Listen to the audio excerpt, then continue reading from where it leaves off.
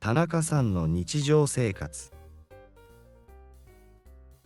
これは40歳の男性、田中さんの物語です。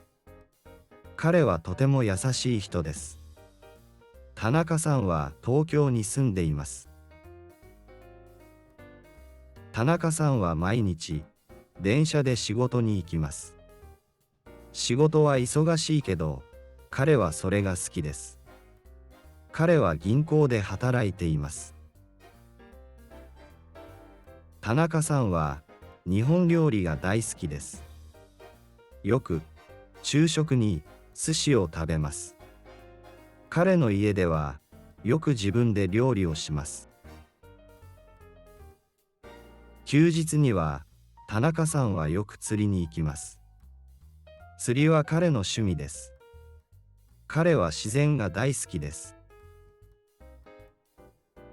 田中さんは時々友達と映画を見に行きます。彼はコメディ映画が好きです。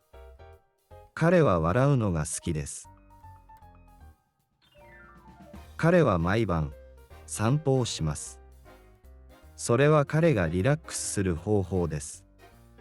彼は静かな時間が好きです。田中さんは普通の男性ですが、彼の日常生活は幸せです。彼は毎日感謝の気持ちを持っています。これは田中さんのシンプルな物語です。